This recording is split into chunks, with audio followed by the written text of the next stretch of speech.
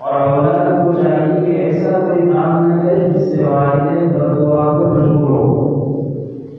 تو صحیح بات یہ ہے کہ شریف ماں باپ چاہے اولاد کی طرف سے کتنی پریشانی اٹھائے وہ اپنے اولاد کے آگے بددعا نہیں کرتے، لیکن کوئی بیچارہ ماں باپ انتہائی عاجز آ جائے، پریشان ہو جائے اور کوئی بھی شکل نہ رہے اور اس کی زبان سے بددعا نکلے، پھر اس بددعا کے قبول ہونے میں کوئی شک ضرور قبول ہوگی۔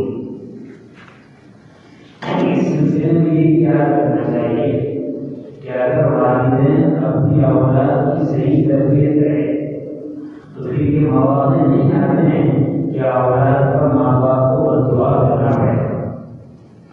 حضرت عمر رضی اللہ تعالیٰ عنہ کی خدمت میں ایک شخص اپنے بیٹے کو لے کر آئے اور کہتے ہیں کہ امیر المومنین یہ بیٹا ہے اور نافرمانی کرتا ہے۔ جب امیر المومنین حضرت عمر رضی اللہ عنہ نے سنا تو حضرت عمر اس کی طرف متوجہ ہوئے اور اس کو ڈانٹا، مجھے شرم نہیں آئی، اللہ کے بندے اپنے باپ کی نافرمانی کرتا ہے، اللہ کے عذاب کو دعوت دیتا ہے، اللہ کو ناراض کرتا ہے، ماں باپ کا بھی وہ یہ آپ ہے۔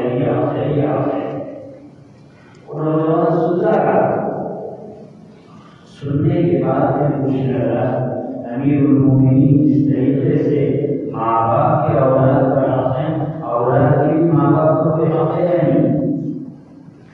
امیر المومنین حضرت عمر رضی اللہ عنہ فرمایا کہ حق ہے، اور ہم یہ بتایا کہ آدمی کو چاہیے کہ اولاد کے حاصل کرنے کے لیے بار بار نیک صالح عورت سے نکاح کرے، ہر رسومات سے نکاح نہ کرے۔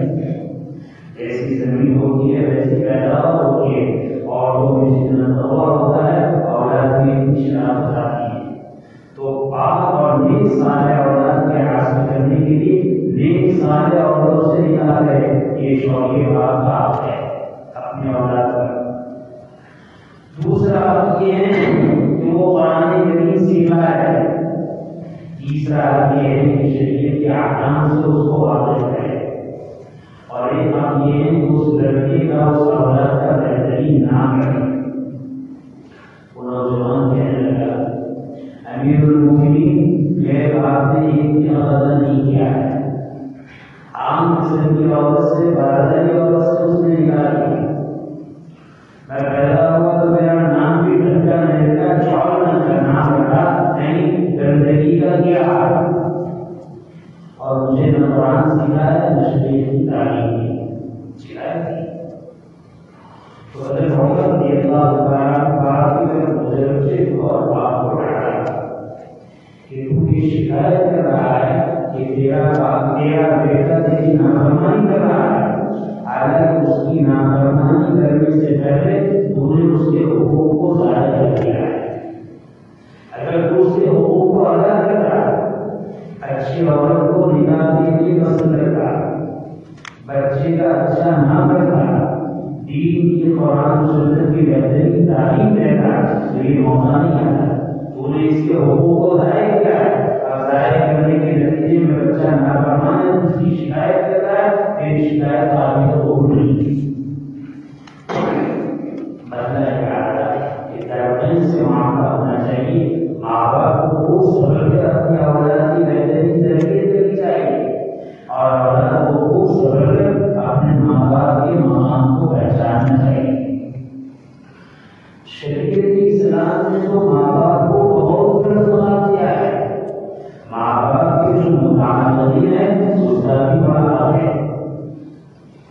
نبی کریم صلی اللہ علیہ وسلم کی خدمت میں ایک صحابی رضی اللہ عنہ آئے ہوئے اور آتے ہو کر آپ کہنے لگے، اے اللہ کے رسول، مجھ سے بہت بڑا گناہ ہو گیا ہے، میرے آپ کی اس وقت کی شکل ہے۔ آپ نے پوچھا تیری والدہ ہے؟ کہاں میری والدہ کا تو انتقال ہو گیا۔ کہاں خالہ ہے؟ جہاں کی خالہ ہے۔ کہاں کی طرح خالہ کے ساتھ اس نے سلوک کر اللہ تعالیٰ تیرے گناہوں کو معاف کرا دیں۔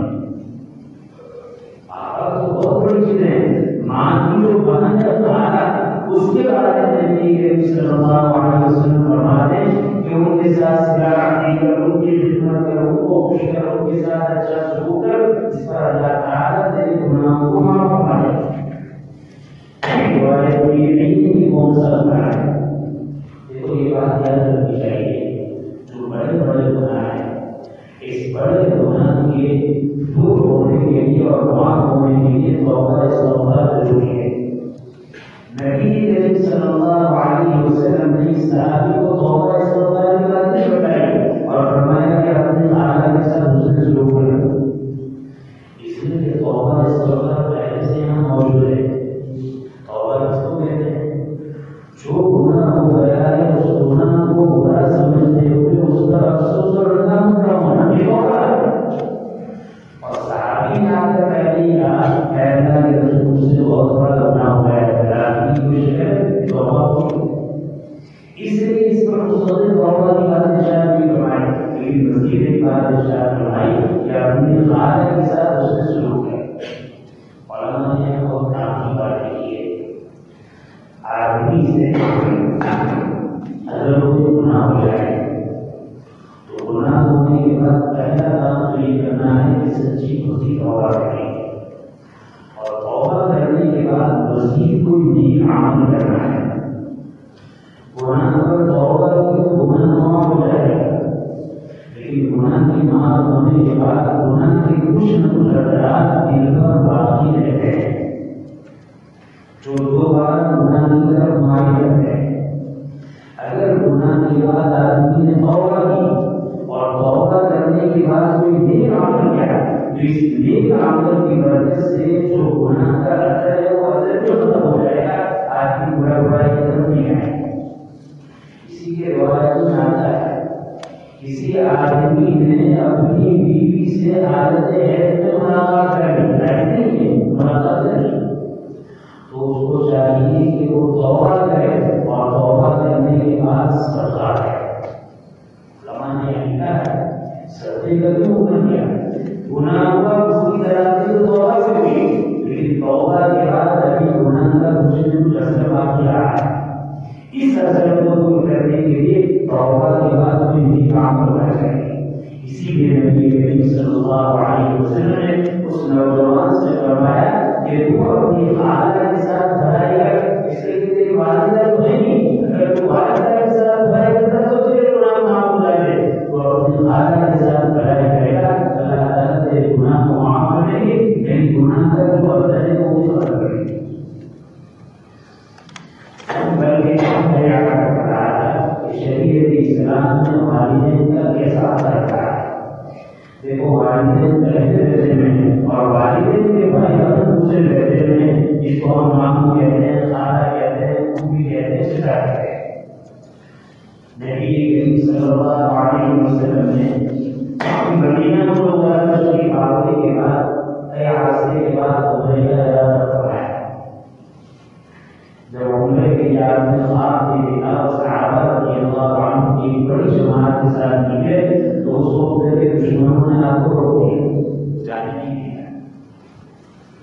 آپ صلی اللہ علیہ وسلم عمرے کا احرام باندھ چکے تھے، آپ نے احرام کھولا اور آپ چلے آئے مکہ مدینہ منورہ، اور بات کوئی ہوئی کہ آئندہ سے اس کی قدر کرنی پڑے گی، قدر کرے گی اور آئندہ سے قدر کرے گی۔ چنانچہ دوسرے سال نبی کریم صلی اللہ علیہ وسلم اپنے صحابہ رضی اللہ عنہ کے ساتھ عمرے کی قضا کے لیے نکلے۔ مکہ مکرمہ آئے، عمرہ ادا کیا، عمرہ کرنے کے بعد جب واپس مدینہ منورہ لوٹنے لگے تو نبی کریم صلی اللہ علیہ وسلم کی جگہ حضرت حمزہ رضی اللہ عنہ کی بیٹی تھی، وہ بیٹی چچا چچا کہہ کر پکارنے لگی آپ صلی اللہ علیہ وسلم۔ آپ صلی اللہ علیہ وسلم کی سواری دور تھی، آپ نے آواز نہیں سنی۔ حضرت علی رضی اللہ عنہ نے اس بچی کی آواز کو سنا تو حضرت علی کی سواری پر اپنی اہلیہ حضرت فاطمہ رضی اللہ عنہ کے ساتھ سوار تھے۔ آپ نے حضرت فاطمہ سے کہا کہ اپنے چچا کی بیٹی کو اس کو اٹھاؤ۔ حضرت فاطمہ نے اس کو لیا اور اپنے ساتھ سواری کو سوار کر لیا۔ سوار کرنے کے بعد مدینہ منورہ پہنچے۔ مدینہ منورہ پہنچے، یہ حضرت حمزہ کی بیٹی تھی، رشتہ دار کی بیٹی ہے۔ اب دیکھو نبی کریم صلی اللہ علیہ وسلم نے حضرات صحابہ رضی اللہ عنہم پر کیسی محنت کی تھی اور ان کا دینی مزاج ایسا بنایا۔ اس بیٹی کے بارے میں 3 صحابہ رضی اللہ عنہم کے درمیان اختلاف ہوا، اور اختلاف یہ تھی اصل ہمارے یہاں کیا ہوتا ہے کہ بیچارے کسی آدمی کا انتقال ہو رہا ہے، اس نے بیوہ کی چھوڑی اور بیوہ کے ساتھ بیٹے بیٹیاں بھی ہیں۔ اگر وہ بیوہ کا پیغام آتا ہے تو شوہر والے لڑکے والے پہلے شرط لگاتے ہیں، شادی تو کرتے ہیں لیکن لڑکے کی اولاد نہیں ملتی۔ یہ خالص بدبختانہ مزاج ہے، یہ خالص بدماشانہ مزاج ہے، یہ شریعت سے دوری کا مزاج ہے، شریعت کا مزاج نہیں۔ شریعت کا مزاج تو یہ ہے جس طریقے سے تم ایک بیوہ کو سنبھال رہے ہو، بیوہ کی اولاد کی حفاظت تمہارا خدا نہیں کرتا ہے، شریعت کا مزاج ہے۔ اور ہمارا مزاج ہے عورت نے نہیں پانی، تم آتے ہیں تم آتے ہیں تم آتے ہیں تم آتے ہیں، اور فرق چننا ہے، بلکہ پیشکش یہ ہونی چاہیے کہ میں اس شرط پر تمہیں تمہارے ساتھ شادی کروں گا کہ تمہاری جتنی اولادیں ہوں گی کی مدد کرے گی۔ یہ شریعت کا مزاج ہے، یہ مومن کا مزاج ہے، یہ انسان یہ صحیح معنی میں جو انسان اس کا مزاج ہے۔ چنانچہ حضرت حمزہ رضی اللہ عنہ کی اس بیٹی کی تربیت اور پرورش کے بارے میں 3 صحابہ رضی اللہ عنہ کے درمیان اختلاف ہوا۔ حضرت علی کہنے لگے اس بچی کی تربیت میں کروں گا، دیکھو اختلاف اس میں ہو رہا ہے، اس میں نہیں کہ ہم تربیت ہی کریں گے، ہم سو نہیں کریں گے۔ حضرت علی کہتے ہیں کہ میں تربیت کروں گا، حضرت علی کے بھائی حضرت جعفر رضی اللہ عنہ کہتے ہیں نہیں میں تربیت کروں گا، میری پرورش میں رہیں گے۔ نبی کریم صلی اللہ علیہ وسلم کے دوران حضرت زید بن حارثہ کہتے ہیں کہ میں تربیت کروں گا۔ تربیت کرنے کے لیے لڑ رہے ہیں، پالنے کے لیے لڑ رہے ہیں، پرورش کرنے کے لیے رہے ہیں کہ چچا کی بیٹی ہے چھوٹی کی پرورش کریں گے اور عزت و حاصل کریں گے۔ نبی کریم صلی اللہ علیہ وسلم کی خدمت میں 3 صحابہ آگے ہوئے اور اپنا امام کا پیش کیا کہ اللہ کے رسول کی چچا کی بیٹی ہے اور ہمارے درمیان اختلاف ہے، میں چاہتا ہوں کہ میں پرورش کروں، جعفر چاہتے ہیں کہ میں پرورش کروں، زید چاہتے ہیں کہ میں پرورش کروں۔ صحابہ ایسے صحابہ نہیں تھے، صحابہ نے نبی کے مزاج کو اپنی تربیت میں کیا تھا، مومن اسلام کو اپنی تربیت میں رہتا ہے، انسان کا شعور مسلمان کا اور اسلام کا ہوتا ہے، یہ مومن ہے۔ اور ایسی تربیت پیش کی حضرت زید بن حارثہ رضی اللہ عنہ کہنے لگے یہ میری بھتیجی ہے، کیوں؟ ان دنوں کے والد حضرت حمزہ میرے دینی بھائی ہے، اپنی نہیں میرے دینی بھائی ہے، تو میرے دینی بھائی کی بیٹی ہے میری بھتیجی ہے، اس لیے حمزہ کو میں ان کی عبادت کروں۔ ان کی سوچ دیکھیے، ان کی فکر دیکھیے کہ کتنی بڑی فکر ہے، یہ دلیل ہے اس بچی کی پرورش میں اس لیے کروں گا کہ یہ میرے دینی بھائی کی بیٹی ہے۔ یہاں تو ابھی بھائی کی بیٹی کو بھی پالنے کے لیے تیار نہیں ہے، ابھی بھائی کی بیٹی کو بھی پرورش میں لینے کے لیے تیار نہیں ہے، باندھے بغیرے ان کے رشتے دار کی اولاد بھی چاہیے نہیں، کوئی گھسانے والا نہیں ہے۔ یہاں دینی سبب کہ میرے دینی بھائی ہے اس لیے میں ان کو پرورش میں رہا ہوں، پہلی چیز کہ مجھے بھروسہ اس سے ملنا چاہیے کہ میرے دینی بھائی ہے۔ حضرت علی رضی اللہ عنہ کہ جس طرح ان کے دینی بھائی ہے، حضرت حمزہ ہمارے بھی دینی بھائی ہے، اور دینی بھائی کے ساتھ میرے تو چچا ہے، میرے چچا ہے دوسری نسبت ہے، اور میری اہلیت ہے تو وہ کیا ہے، میرا زیادہ بنا ہے، اور دینی بھائی بھی ہے، میرے چچا کی بیٹی ہے، اور میری اہلیت ان کو کیا ہے، میرا حق بنتا ہے کہ نہیں کی تربیت کرو۔ دیکھو تربیت کرنے میں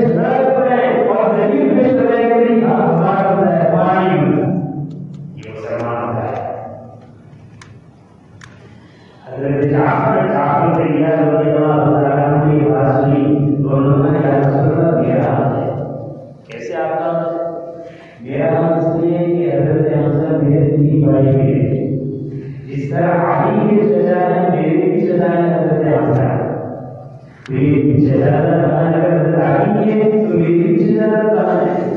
اور یہ بات ہے کہ حضرت فاطمہ نے ان کی کہنے پر ان کو کیا ہے، لیکن میرے دیدار میں جو عورت ہے وہ عورت اس بچی کی خالہ ہے. یہ اس پر مجھے زیادہ حاصل ہے کہ وہ دینی رشتہ بھی ہے، چچا بہن بھی ہے، سب ہے، لیکن میرے دیدار میں جو عورت ہے وہ عورت اس بچی کی خالہ ہے. لہٰذا مجھے جینا چاہیے. نبی کریم صلی اللہ علیہ وسلم نے ارشاد فرمایا الخالۃ بمنزلۃ الام علیہ الصلوۃ والسلام. خالہ ماں کے درجے میں ہے. کہتے خالہ کو درجے میں ماسی سیا جیسے ماسی سے ماں جیسی ہوتی ہے. تو یا سمجھ میں فرمایا کہ خالہ ماں کے درجے میں ہے. اور آپ نے فیصلہ کیا اس بچی کی پرورش حضرت جعفر طیار رضی اللہ عنہ کی. آقا تھے، انہوں نے دیکھا کہ اگر فیصلہ کرتے تو یہ ناراض ہو جائیں گے. یا تو فیصلہ ہی کا دور ہے، پرورش کا دور ہے، یہی چاہتا ہے. اور میں نے چاہتا کہ یہ فیصلہ کرے تو یہ وہ سمجھیں گے کہ ہم سوال سے معلوم کریں. آپ نے تسلی دی. حضرت زید سے کہا زید میرا غلام ہے، میرا ہے، مجھ سے. حضرت علی رضی اللہ تعالیٰ عنہ سے فرمایا انا منک وانت منی، مجھ سے میں جاؤں. یعنی داماد کا رشتہ بھی ہے اور پرورش کا رشتہ بھی ہے اور بھتیجا چچا کی بھائی ہے، بہت ساری باتیں. اور حضرت جعفر سے فرمایا کہ تو رشتہ دار بھی ہے اور شکر و شفاعت بھی ہے، لیکن تیرے گھر میں جو عورت ہے وہ اس کی خالہ ہے، اس لیے میں تجھے پرورش کرنا چاہتا ہوں. شریعت اسلام نے جس طرح ماں کو بہت اونچا مقام رکھی ہے، ماں کے بعد ماں کی بہن نے بہت اونچا مقام رکھی ہے. اگر آج انسان ماں کو نہ سمجھے تو بیچارے خالہ کو ناراض کرے. ہمارا غلط ہو گیا کہ خالہ موجود ہیں، ہمیں توجہ نہیں ہوتی کہ ان کی ملاقات ہے. ماں کی ملاقات کی فرصت نہیں، خالہ کی کیا ملاقات نہیں ہے، ماں کی کیا ملاقات نہیں ہے، وہ بھی اور سچائی کیا ملاقات نہیں. ہاں ہم لڑکے ہیں وہ پیسے والے ہیں تو خالہ کا رشتہ بھی آ جاتا ہے، پھوپھی کا رشتہ بھی آ جاتا ہے، چچا کا رشتہ بھی آ جاتا ہے، ماموں کا رشتہ بھی آ جاتا ہے. اور ہمارے پاس کوئی پیسے اور ان کے پاس پیسے نہیں تو پھر کوئی رشتہ نہیں ہے. نبی صلی اللہ علیہ وسلم بتایا کہ ماں کو بہت بڑا مقام ہے، خالہ بھی ماں کے درجے میں. جس طریقے سے تمہاری ماں تمہارے اس نے سلوک کی اس سے ہے، تمہاری خالہ بھی تمہاری اس نے سلوک کی اس سے ہے. اللہ اکبر.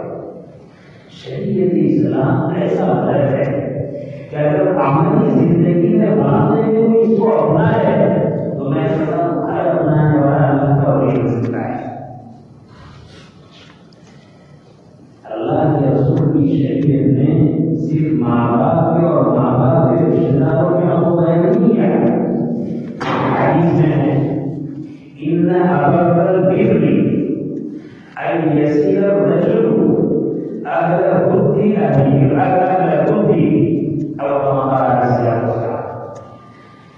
نیکیوں میں بہترین نیکی یہ ہے کہ آدمی اپنے باپ کے دوستوں سے بہترین صلہ رحمی کرے. آپ تو بہت دور کی بات، ان کے بھائی بہن تو بہت دور کی بات، ان کے رشتے دار تو بہت دور کی بات. ان کے جو دوست احباب ہیں ان دوست احباب کے ساتھ اچھا معاملہ کرنا، حسن سلوک کرنا، یہ بہت بڑی نیکی ہے. نیکیوں میں بہت بڑی نیکی کہ آدمی اپنے والدین کے متعلقین کے ساتھ بھلائی کا خیر خواہی کا ہمدردی کا معاملہ ہے. اللہ تعالیٰ اس سلسلے میں ہمیں صحیح سمجھنے سے فرمایا ہے. ہم ماں باپ کے حق کو پہچانیں، قریبی رشتے دار کے حق کو پہچانیں، دور کے رشتے دار کو پہچانیں، اور رشتے دار کو پہچاننے کے بعد ان کے جو حقوق ہیں ان حقوق کو ادا کرنے کا اہتمام کریں. آج کے رشتے دار تو بہت ہیں لیکن محبت نہیں ہے. کیوں؟ ہمارے دلوں میں محبت مال و دولت کی بیٹھی ہوئی ہے. اس مال و دولت کی محبت نے ساری محبت کو مدینہ میں کر دیا ہے.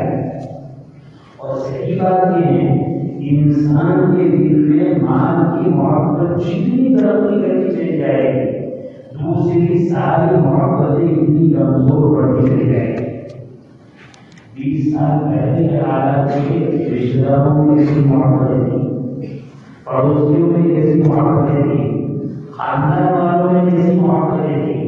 آج 20 سال کے بعد وہ دیکھتے ہیں نہ اولاد میں ماں باپ میں ایسی محبت ہے, نہ بھائی بہنوں میں ایسی محبت ہے, نہ سگی اور دور کے رشتے داروں میں ایسی محبت ہے, نہ اپنے دادوں میں ایسی محبت ہے. کیوں نہیں؟ اس لیے کہ ہم نے ساری محبت ماں کے پیچھے کر کے ماں نے دعا کر دیا ہے. آدمی کو چاہیے آدمی انسانی رشتے داری کو پہچانے اور رشتے داروں کے حقوق کے ساتھ جو محبت ان کے ساتھ کرنی چاہیے وہ محبت اسی وقت پیدا ہوگی جب ان کے حقوق ان کو پہچانے اور پہچاننے کی بات ہے.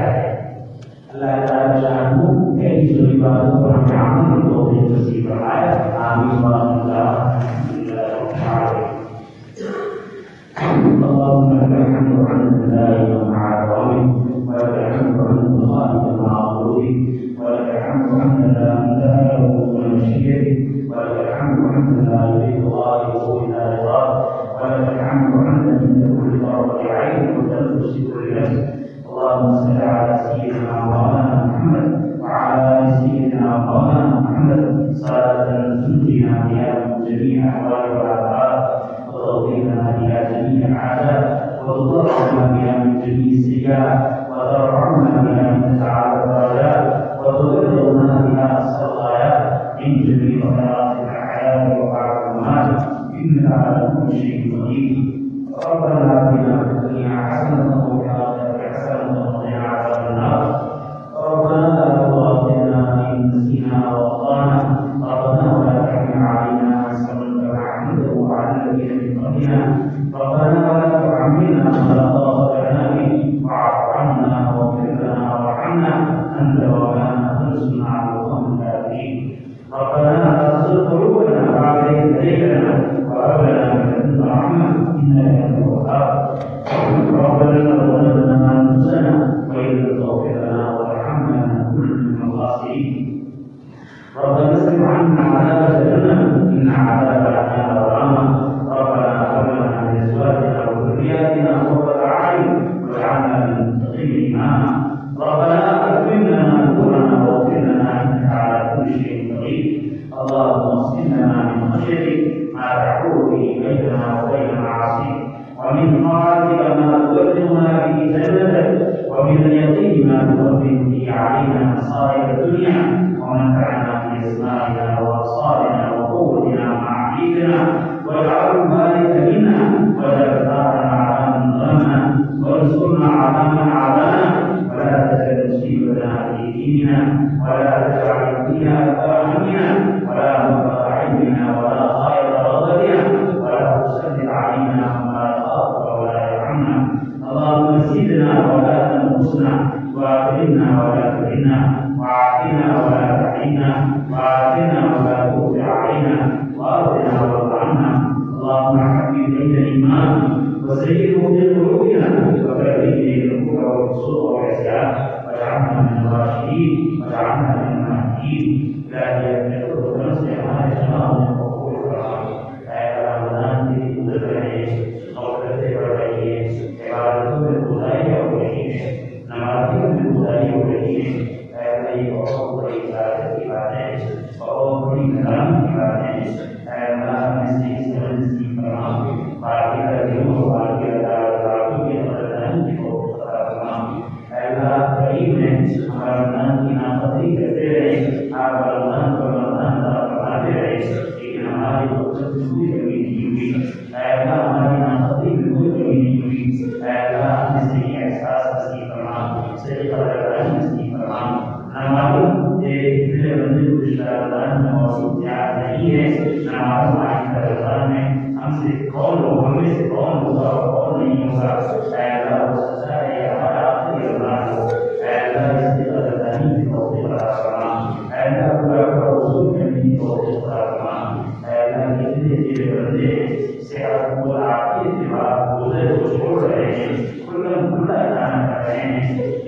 زمین پر ایک نعمت خدا کا طواف کر رہے ہیں. میری ماں کا ہدایت نصیب فرما, صحیح سمجھ نصیب فرما, بے اردو کو اردو کا احترام نصیب فرما. رمضان کا بارہ مہینہ سب خدا احترام چھوڑ دیا ہے, نمازوں کی پابندی چھوڑ دیے, تکبیر وغیرہ کا احترام چھوڑ دیا ہے. یا عالمین, اگر بندے کے زمانے میں آدمی نہیں بنتا ہے تو پھر اس کا بننا مشکل ہو جاتا ہے. ایسا یہ بندے کا زمانہ آپ نے کیا ہے, توبہ استغفار کا موقع آپ نے کیا ہے, ایسا ہدایت کی بات کو آپ نے عام کر دیا ہے. معمولی بہانے کوشش سے سزانے کھول دیے ہیں. ایسا ہمیں صحیح سمجھ نصیب فرما. آپ کے رضا والے اعمال کی توفیق عطا فرما. آپ کی ناراضگی والے اعمال سے ہماری حفاظت فرما. ایسا ہمارے دلوں میں ایسا آپ کی محبت اور معرفت عطا فرما. نبی کریم صلی اللہ علیہ وسلم کی محبت نصیب فرما, عقیدت اور احترام نصیب فرما. یہ سارے بندوں کا احترام نصیب فرما. ہمارے والدین کی صحیح محبت نصیب فرما. ہمارے اولادوں کی محبت نصیب فرما. بھائی بہنوں کی محبت نصیب فرما. رشتہ داروں کی محبت نصیب فرما. ایسی محبت جس سے ان کے حقوق ادا ہوتے رہے. ایسی محبت, ایسی عداوت اور دشمنی جو ان کے حقوق ادا کرنے کے معنی ہے, ان دشمنیوں کو ختم کروا دے. ہم پہلے کو مسلمان ہے, ایسا وہ صحابہ تھے, ایسا اپنی جان کو ایک عام بھائی پر نشاور کر دیتے تھے. ایسا دنیا سے مرنا برداشت کرتے تھے, لیکن بھائی سے کرتے پاس میں برداشت نہیں کرتے تھے. ایسا رشتہ داری ختم ہو چکی ہے, محبت ختم ہو چکی ہے. کہنے کو بھائی بہن ہے لیکن دشمنی عام ہے. ایسا بھائی بھائی کا دشمن بنا ہوا ہے, بھائی بہن کی دشمن بنی ہوئی ہے, بھائی بہنوں کی دشمن بنے ہوئے ہیں. رشتہ داروں میں انتشار ہے, اختلاف ہے. ایسا جتنی عورت رشتہ داری میں جتنی عداوت ہے, ایسا غربت کی اور غربت میں محبت موجود کی. ایسا راحت کے اسباب پیدا ہوئے, ایسا بہت زیادہ دنیا حاصل ہوئی. لیکن جیسی دور آئی ہے, دور کے ساتھ عداوت عام ہو چکی ہے. ایسا وہ غربت چیز جو محبت والی تھی, ایسا یہ دور مصیبت ہے جو عداوت والی ہے. ایسا ہمیں ایسی غربت سے ہماری حفاظت کرنا, جس غربت میں ایسا کینا ہو, جس غربت میں غرور ہو. ایسا ایسی دولت سے ہماری حفاظت کرنا جس دولت میں عداوت ہو. ایسا ہمیں کسی کا محتاج بھی نہ بنا. ایسا ہماری ساری ضرورتوں کو اپنے تناشا سے پوری کرنا, جس کے حوالے اور نبی نصیب کرنا, اور جس کی برکت کے ساتھ ایسا آپس میں تعلقات کو بہتر سے بہتر کرنے کی توفیق عطا فرما. ایسا رشتے کو ناطے کو چھوڑے رکھنے کی توفیق عطا فرما. ایسا معمولی بہانے باقی بہنوں میں رشتے داری حقوق چکی ہے. ایسا ایک دوسرے کے منہ دیکھنے کو تیار نہیں ہے. ایسا دوسرے چہرے بھی کر چکے, نہ بھائی نے بہن کو دیکھا, نہ بہن نے بھائی کو دیکھا, نہ اولاد نے اپنی ماں کو دیکھا.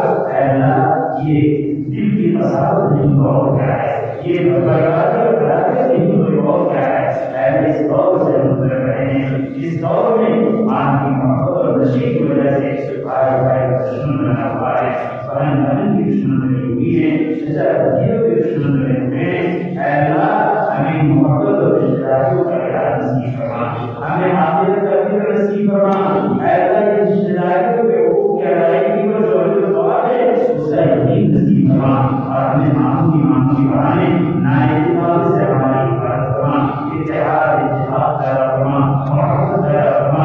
گھر کے جڑوں کو ختم فرما, خاندان کے جڑوں کو ختم فرما, محلے کے اختلافات کو ختم فرما. اللہ ہم پر ہمیں مشترک فرما. اللہ ہمیں سے ہر ایک شخص اپنے کو افضل سمجھتا ہے اور دین سے دور ہے, دین سے دور ہے.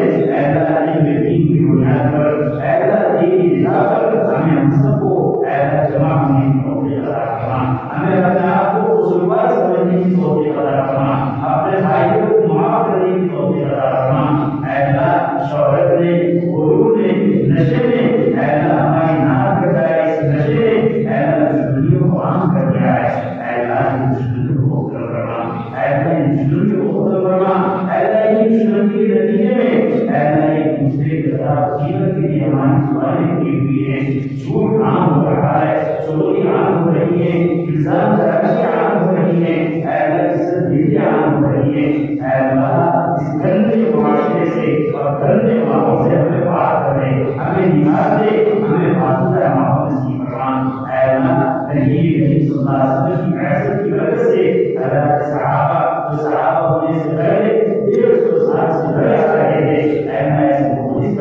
ان کے درمیان اس محبت پیدا ہوئی. اے اللہ اس محبت کا ایک ترتیب کا حصہ ہمیں عطا فرما. اپنے خود سے واقعی حصہ نصیب فرما. اے اللہ اپنے خود سے واقعی حصہ نصیب فرما. اے اللہ جو گناہ کا کوئی عطا فرما. اے اللہ ہمارے بیماروں کو شفا کاملہ عطا فرما. نصیب فرما. ہمارے پریشان کی پریشانیوں کو دور فرما. تندرستوں کی تندرستی کو ختم فرما. بے در کو عطا فرما. بے در کو عطا فرما. ننگوں کو پیدا کیجیے. بھوکوں کو کھلا دیجیے. اے اللہ پیاسوں کو پلا دیجیے. ضرورت مندوں کی ضرورت کو پورا کر دیجیے. اے اللہ دشمنی عداوت کو ختم کروا دیجیے. محبت کا دور بہار کروا دیجیے. اے اللہ ہمارے وسیلے تیرے کتنے بندے اور کتنی بندیاں بیمار سے رہی ہے. اے اللہ ہم شفا کاملہ عاجلہ دائمہ مسلمین نصیب فرما. اے اللہ امت کے بیماروں کو شفا کاملہ عاجلہ دائمہ مسلمین نصیب فرما. اے اللہ خیر کو مؤثر فرما. اے اللہ شر سے حفاظت فرما. اے اللہ بیماروں سے عطا فرما. جو رہ گیا اپنے تسلیح سے بڑھ کر اور احتیاط کے ساتھ بیماری نصیب فرما. یا عالمین ہماری دعا کو اپنے کرم سے اپنے اسماء حسنہ کی مدد سے الانبیاء علیہم الصلاۃ والسلام اللهم انا نسالك من خير ما سالك من نبيك وحبيبك محمد صلى الله عليه وسلم ونعوذ بك من شر السعاده من نبيك وعبدك محمد صلى الله عليه وسلم وانت المستعان عليك ولا حول ولا قوه الا بالله العلي العظيم. ربنا تقبل منا انك انت السميع العليم وتب علينا انك انت التواب الرحيم. وصلى الله تعالى على خير خلقه سيدنا ومولانا محمد وآله وصحبه أجمعين. آمين برحمتك يا